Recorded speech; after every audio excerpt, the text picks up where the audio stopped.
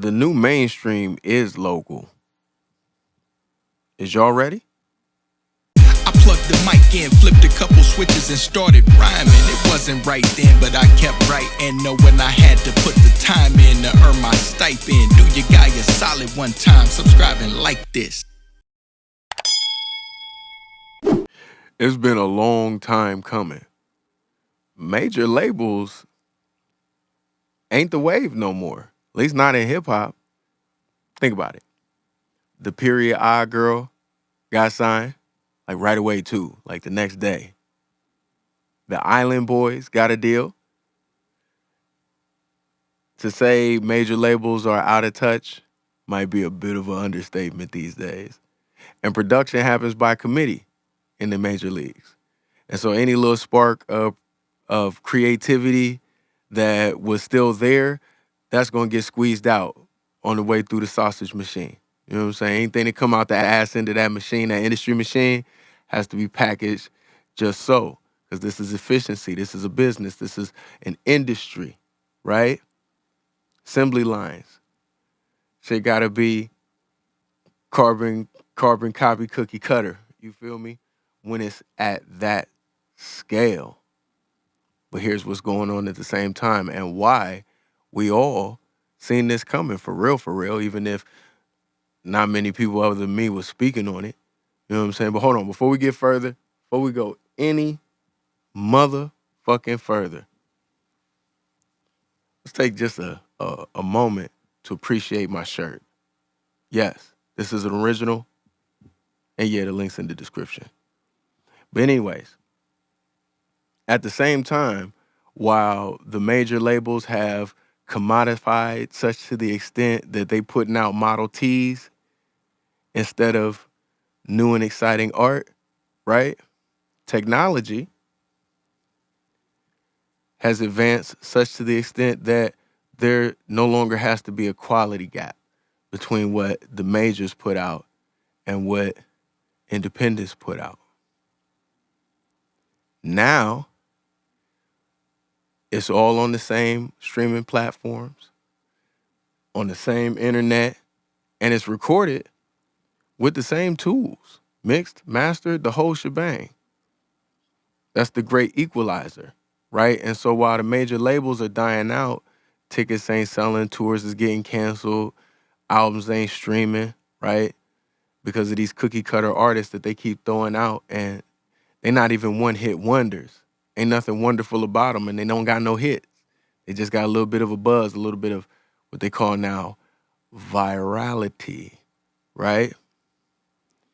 But at the same time, you got independent artists who still got that that hunger for that drip. You know what I'm saying? Yeah. Again, link in the description, right? Putting out music directly, and it's no longer local sounding. Give you an example. I was selling CDs in 2006, 2007, and where I was at, I sold more than any other local artist at the time. And it was really one thing that made it a little bit easier for me than what it was for everybody else. I had stumbled across this CD company, not a duplication company. They wasn't duplicating my music, but a company that sold recordable CDs with one major difference. Those of you old enough to remember, y'all remember recordable CDs when you turn it over and look at the bottom, it had like a bluish or greenish tint.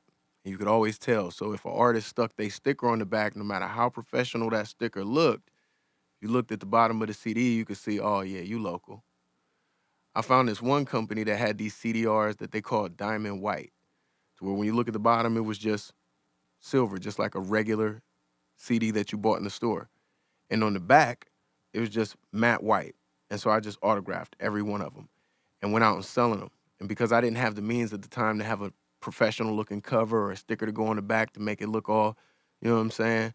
The fact that my CD looked like it was professionally duplicated made all the difference in the world. It separated me from the local stigma. And we got to talk about that because now that technology has brought us here to where we no longer have to sound local, we need to rethink how we think about that term. You know what I'm saying? That negative connotation, because honestly, I'm about sick of hearing people exclaim their distaste or tendency to want to avoid local rappers, right? And I know it comes from that stigma because back in the day, if you didn't have access to $1 million studio, you couldn't sound like that. But now you can, and a lot of us do. And since the majors ain't where it's at no more anyway, and I mean, quite frankly, like I said, we all seen that coming. Local is the new mainstream. Perfect example.